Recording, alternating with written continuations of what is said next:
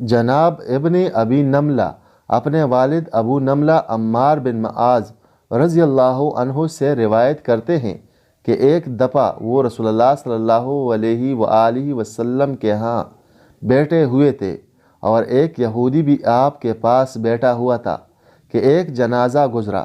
اس نے پوچھا، اے محمد، کیا یہ میت بولتی ہے؟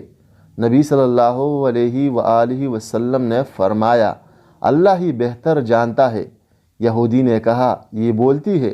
رسول اللہ صلی اللہ علیہ وآلہ وسلم نے فرمایا، اہل کتاب جو تمہیں بیان کرے تم اس کی تصدیق کرو، نہ کہ تکذیب، بلکہ یوں کہو ہم اللہ اور اس کے رسولوں پر ایمان لائے۔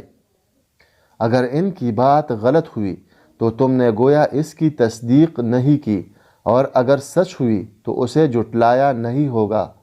حضرت زید بن ثابت رضی اللہ عنہ بیان کرتے ہیں کہ رسول اللہ صلی اللہ علیہ وآلہ وسلم نے مجھے حکم دیا تو میں نے یہودیوں کی تحریر سیکھ لی۔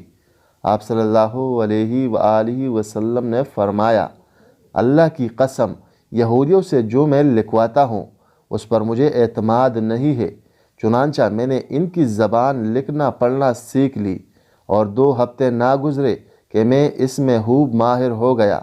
پھر آپ صلی اللہ علیہ وآلہ وسلم کو جب کچھ لکھنا ہوتا تو میں ہی لکھا کرتا، اور جب کوئی خط وغیرہ آتا تو آپ کو پڑھ کر سناتا تھا۔ حضرت ابو ہریرہ رضی اللہ عنہ نے بیان کیا کہ جب مکہ فتح ہوا تو نبی صلی اللہ علیہ وآلہ وسلم کھڑے ہوئے اور آپ کے خطبے کا ذکر کیا تو اہل یمن کا ایک آدمی کھڑا ہوا، اس کا نام ابوشہ تھا۔ اس نے کہا، اے اللہ کے رسول، یہ مجھے لکھ دیجئے۔ تو آپ نے فرمایا، ابوشہ کو لکھ دو۔